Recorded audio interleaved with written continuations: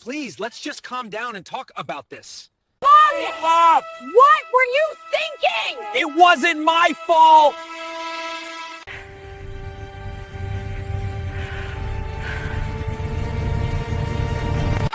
Dale, you can't do this. It's not right. Please, let's just calm down and talk about this.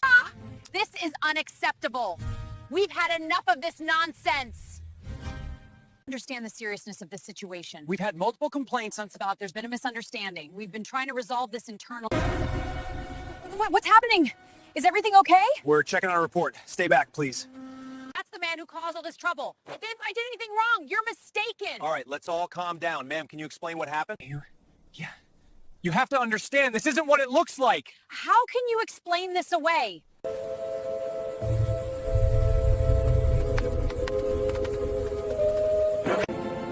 Officer, we heard a loud noise and saw strange lights. What's happening?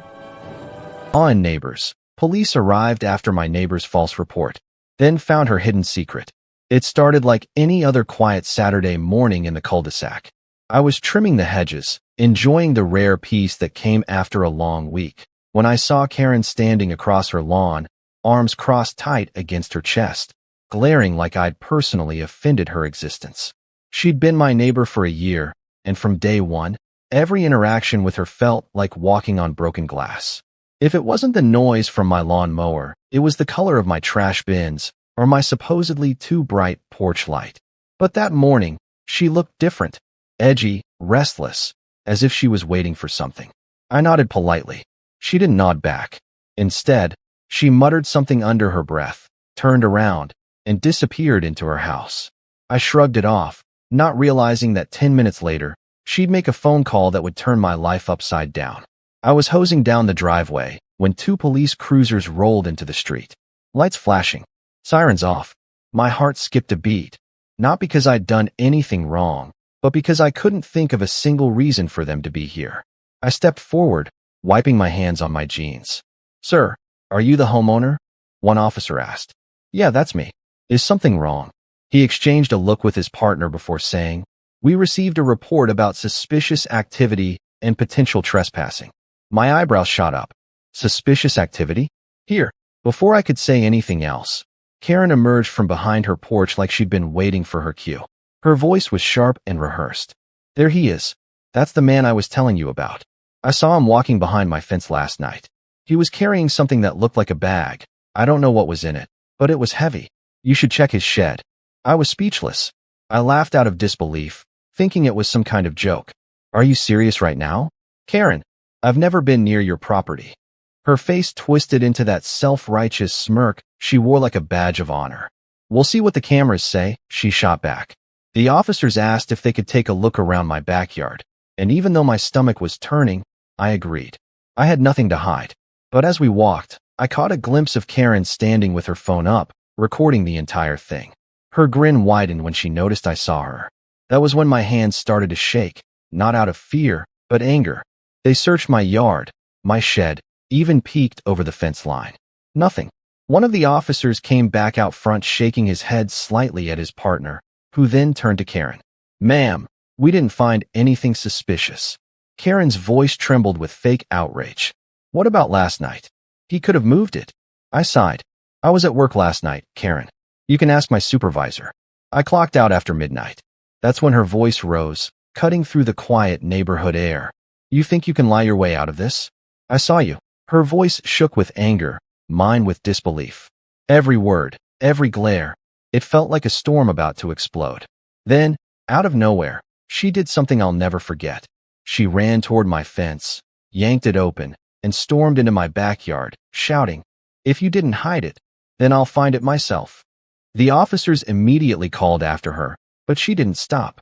I stood frozen, watching her rummage through my flower beds, kicking over pots, and pulling open my trash bin like a madwoman.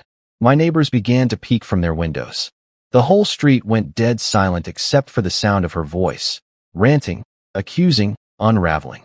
Finally, one of the officers caught up with her and pulled her back. "Ma'am, that's trespassing. You can't just enter someone's property." Her face turned red, veins visible on her neck. "He's hiding something." "I know he is. I was still processing when one of the officers' radios crackled. Unit 22, we've got an update from dispatch. You might want to hear this. The officer stepped aside to listen. Karen kept pacing, muttering curses under her breath. I looked around. Everyone was watching now. Mr. Lewis across the street had his phone out. Mrs. Peterson from next door whispered something to her husband. I wanted to disappear. The officer came back, a strange look on his face. Sir, he said to me. Thanks for cooperating. We might need to ask a few more questions, but it seems there's been a misunderstanding. Karen scoffed. Of course he'd say that. He probably bribed someone. Then the officer turned to her. His tone shifted, suddenly calm but firm. Ma'am, we actually received another call. Someone made a separate report about your property. Would you mind stepping inside with us? Karen blinked. My property? What are you talking about? I think it's best if we talk inside, the officer said. My stomach dropped. The street fell quiet again. The woman who had just accused me was now being asked to let them into her home. Karen hesitated, her eyes darting between the officers and me. This is ridiculous, she muttered, but her voice had lost its fire. She finally turned and walked toward her front door, the two officers following close behind. As they disappeared inside, I stood there, my heart pounding. Something about the look on the officer's face told me this wasn't routine. 10 minutes passed. Then 15. The neighbors were whispering louder now. When the door finally opened again, the officers came out first. Then Karen, handcuffed. My heart dropped. The whole street went silent. No one, not even she, expected what happened next. For a few seconds, nobody moved. The officers guided Karen down her front steps as her hands trembled behind her back, wrists glinting in the sunlight. Her face was pale, her earlier fury replaced by something closer to fear. I stood frozen on my driveway, trying to make sense of what I was seeing.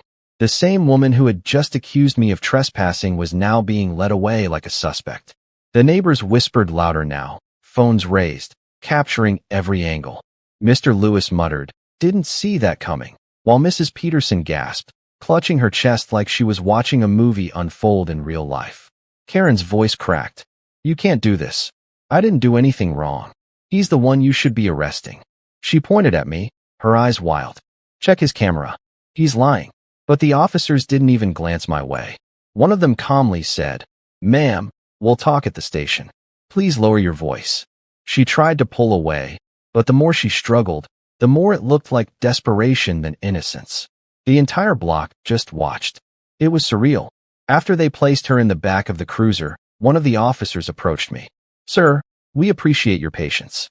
Sorry for the misunderstanding earlier. We got a tip connected to another case, and it led here." I frowned. "A tip? About what?" He hesitated. "I can't disclose details right now, but for your information, you did the right thing cooperating. We'll be in touch if we need a statement." Then he handed me a card and walked away, leaving me standing in the middle of my yard as the cruisers pulled out, sirens still silent, but lights flashing against the quiet street. Karen's house looked emptier than ever. As soon as the police were gone, the neighborhood erupted. Everyone suddenly wanted to talk. Everyone but me. "She's always been off," someone whispered. "Didn't she file a complaint about someone's cat last month?" Another said. "Did you hear about the packages that went missing?" Maybe it was her. Rumors spread faster than the morning breeze. That night, I couldn't sleep. The police hadn't said much, but the way they looked at each other told me something serious had gone down. My mind replayed every strange thing Karen had done in the past few months. The late-night trash runs, the locked backyard shed she never opened during HOA inspections, the black plastic bags I once saw her dragging in at dawn. Could that be what they were investigating? I was tempted to mind my business. I'd had enough drama for one day, but curiosity has a way of eating at your peace. The next morning, I stepped outside and saw yellow tape fluttering across Karen's gate. Police cars were back, and so was a black van marked Evidence Unit. I froze on the sidewalk, not wanting to intrude but unable to look away. Officers carried out boxes, bags, and something metallic wrapped in a cloth. A detective walked past me and nodded politely. I didn't dare ask questions. By afternoon, word had spread beyond the street. A local news van parked at the corner. A reporter was talking into a mic, her tone serious. Neighbors say police searched the home of a woman identified as Karen R., following a tip connected to multiple thefts and a missing person report. My jaw dropped. Theft? Missing person? I stood there, numb, listening as she continued. Sources say evidence recovered at the residence may be linked to items reported stolen from nearby properties. One of the missing items reportedly belonged to a resident of this very neighborhood. My heart started pounding again. I suddenly remembered. Last month, my outdoor camera had picked up movement at 2 a.m. near my garage. I'd brushed it off as a stray cat. Could it have been her? Later that evening, as the sun sank behind the roofs, I saw 2 detectives knocking on my door. I swallowed hard and opened it. Mr. Daniels? One asked. Yes. He showed me his badge. I'm Detective Rivas. This is Detective Moore. We're following up on what happened yesterday. Mind if we come in? I nodded, stepping aside. They were polite but direct. Did you ever notice any suspicious activity from your neighbor, Karen R? I told them everything, from the strange looks to the false report that morning. When I mentioned the night she accused me of walking behind her fence, Detective Moore exchanged a glance with her partner. She called in 3 false reports this month, he said quietly. But that's not the only thing. He handed me a photo, a blurry still from surveillance footage. My chest tightened. It was Karen, standing by what looked like my driveway, holding a small package. My missing Amazon delivery, the one I never received last month. I couldn't believe it. She stole that? But why report me to the police? Rivas exhaled. People who lie often project. She wanted to create a distraction, shift attention away from herself. But when we cross-checked her name, we found she was already under investigation for tampering with property records and harassing another homeowner in a different county. It was like a puzzle falling into place. All those confrontations, the petty complaints, the angry letters to the HOA, it was all part of a bigger pattern. Then Detective Moore said something that made my stomach twist. When we searched her property, we found more than stolen mail. We discovered a locked chest in her shed, filled with IDs, personal letters, and old documents belonging to several residents. I blinked. Wait, what? Why would she have those? Rivas looked grim. We're still figuring that out. But we also found something else, something that's now in forensic custody. He didn't elaborate, but his tone made it clear. It was serious. When they left, I sat on my couch in silence, the reality settling in. The woman who lived right next door had not only lied about me, she'd been secretly collecting and hiding people's belongings. That night, as rain started tapping against my windows, I looked out toward her dark, empty house. For the first time, I didn't feel angry. I felt something else, unease. What if her hidden secret wasn't just about stolen property? What if there was something darker she'd been covering all along? The following day, a new headline appeared online. Police investigate local woman after hidden evidence found in HOA home. Underneath the article, a short note caught my eye. Officials confirm potential links to an ongoing missing person case. Investigation continues. My heart stopped. I thought I was the one in trouble until the cops turned to her. And now, I realized, this was only the beginning. 3 days after Karen's arrest, the neighborhood didn't sound the same. The usual morning chatter and lawn mower hums were gone. Curtains stayed half closed. Everyone was waiting for answers, but no one dared to say her name out loud. It was as if even mentioning Karen might summon another round of police cars and flashing lights. I kept glancing at her house from my window. The yellow tape still hung loosely across the gate, swaying in the wind like a silent warning. 2 detectives had come back the night before, staying for hours. When they left, they were carrying more evidence boxes, and one small, dusty suitcase I'd never seen before. By sunrise, the rumors were everywhere again. Mrs. Peterson claimed she overheard that something human was found. Mr. Lewis said he saw a pet carrier being taken out. Everyone had their version. No one had the truth. But that changed the next afternoon when Detective Rivas knocked on my door again. His expression was serious, but not unfriendly. Mr. Daniels, he said, we thought you should hear this from us directly, since you were involved in the initial call. I let him in. My palms felt cold. Is this about Karen? He nodded. The investigation confirmed multiple thefts, mail, IDs, HOA records, even credit cards. But that's not the only thing we found. He paused, lowering his voice. Do you remember that old shed in her backyard? I nodded. Everyone did. It was the one structure she'd never let the HOA inspect. She'd claimed it was just storage for gardening tools. Well, he continued, we found a hidden compartment inside the shed's floorboards. Underneath it was a small, insulated box. Inside that box were medical syringes, expired vials, and several missing pet collars from around the neighborhood. I stared at him, my mind blank. Pet collars? Like stolen. He nodded grimly. Looks that way. Some of your neighbors had reported their cats and small dogs missing. We can't confirm what happened to them yet, but animal control is involved now. For a moment, I didn't know whether to be angry or sick. The thought that Karen, the same woman who'd accused me of trespassing, had been hiding evidence of something that cruel, it twisted my stomach. But the detective wasn't finished.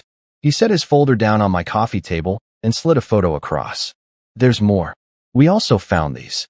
It was a stack of printed emails, HOA correspondences, board decisions, even complaint forms, all addressed to her, but rewritten with fake names and signatures. She'd been forging letters from the HOA president to start conflicts between neighbors. That's how she got people fighting, I murmured. That explains why the HOA meetings kept turning into chaos. Rivas nodded. She thrived on it. The more tension, the more power she felt. I leaned back, exhaling slowly. So the false police report. Another attempt to control the narrative, he finished. She accused you to make herself look like a victim before we found the rest. The weight of it hit me all at once. All those times I doubted myself, wondered if I'd somehow triggered her anger. It had all been a cover. Before he left, the detective looked almost sad. You know, sometimes the people who shout the loudest about rules are the ones breaking them the worst. That line stuck with me. The neighborhood tried to return to normal, but the air still felt heavy. The HOA sent out an email assuring everyone that order was being restored and reminding residents to report suspicious behavior. Irony, at that point, didn't even sting, it just echoed. Then came the twist no one expected. A week later, a woman showed up on our street. Early 40s, tired eyes, carrying a folder full of papers. She went straight to Karen's house, but stopped when she saw the tape. I was outside watering my plants when she turned to me. "Excuse me," she said quietly. "Do you know where Karen Richards lives?" I hesitated. "She used to live there." The woman sighed. "Used to. She was arrested," I said carefully. "The police have been investigating." The woman's face fell. She closed her eyes like she'd been expecting bad news. Then she said something that froze me in place. "I'm her sister." We stood there in silence for a moment. Then she added, "I knew it would come to this. I just didn't think it'd take this long." I swallowed hard. "You knew something was wrong?" Her eyes filled with tears. Karen wasn't always like this. She used to work at a veterinary clinic years ago. She got fired after a medication mix-up hurt a client's pet. After that, she changed. She stopped trusting people, started blaming everyone. The HOA here was her last chance at belonging somewhere.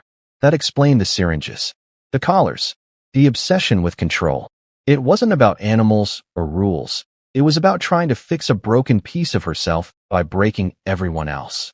The sister went on, voice trembling. She kept old patient files, took things that reminded her of her job, like she was trying to rebuild the life she lost. But she couldn't see how wrong it had become. I didn't know what to say. For the first time, I felt something unexpected, pity. The woman thanked me quietly and left a small envelope on my porch before driving away. Inside was a note written in shaky handwriting. I never meant to hurt anyone. I just wanted them to listen. It was signed, Karen R. I sat there for a long time, reading that line over and over. The anger I'd carried for weeks started to fade, replaced by something heavier. Guilt, compassion, confusion. That night, the HOA group chat lit up again.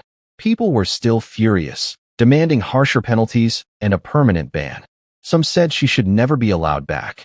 But others, surprisingly, began to soften. One message stood out. Sometimes, the people who cause the most chaos are the ones screaming for help the loudest. It got more likes than any other comment. The street slowly started to heal. The yellow tape came down. The whispers faded. But every time I passed her empty house, I thought about how close I came to losing my own peace because of her pain. And I realized something. We all like to believe we'd spot a Karen right away. But the truth is, sometimes the villain in the story isn't evil, just lost. Still, what she did was unforgivable. And yet, I couldn't shake the thought that maybe, deep down, she hadn't set out to destroy lives. She just didn't know how else to make hers matter again. The next morning, a quiet calm returned to the neighborhood. For the first time in months, I I heard birds again instead of arguments. But that peace felt fragile, like it could shatter with one wrong word. I didn't know it yet, but the story wasn't over. Because the very next week, another letter arrived in my mailbox. No return address, no name. Just 4 words scrawled across the paper. Check the fence again. That letter stopped me cold. 4 words, written in messy blue ink. Check the fence again. No name. No return address. Just that cryptic message dropped into my mailbox like a ghost from the past. It had been 3 weeks since Karen's arrest. Things were finally starting to feel normal again. The HOA had gone quiet. No more complaints. No more cops. No more chaos. I should have ignored it, thrown the letter away, and moved on. But I couldn't. Curiosity has a strange way of crawling back when you least expect it.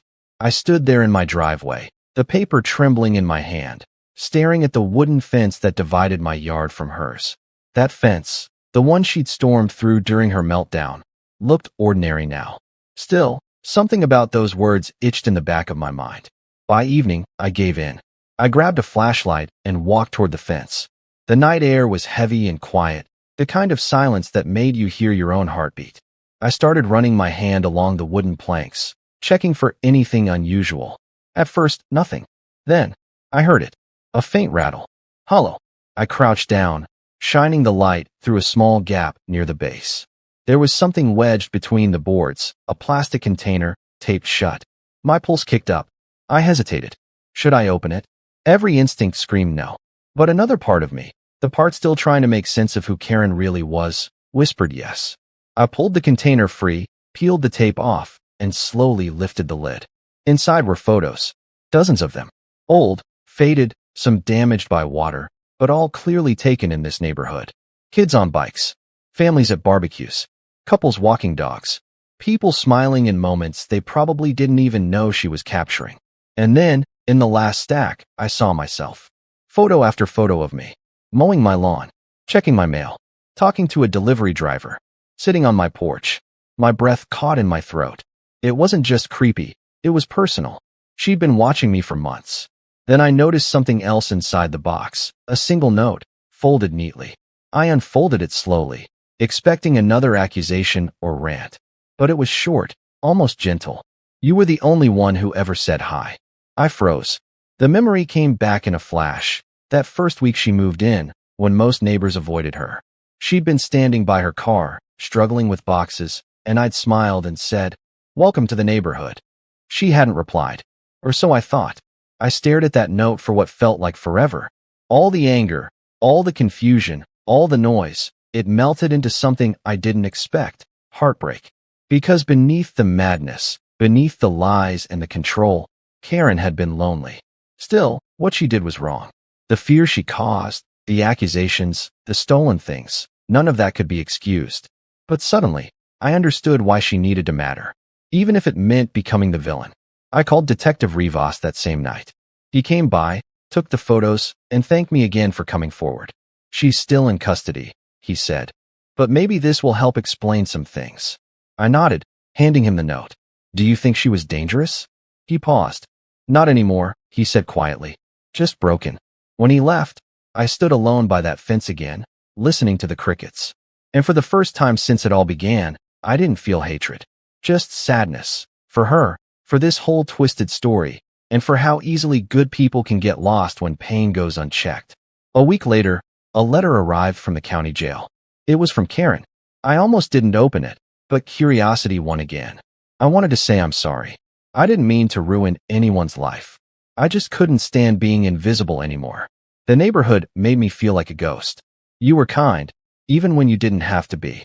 Please tell the HOA to stop hating me. I just wanted to belong somewhere. There was no return address, no plea for forgiveness. Just honesty, raw, broken honesty.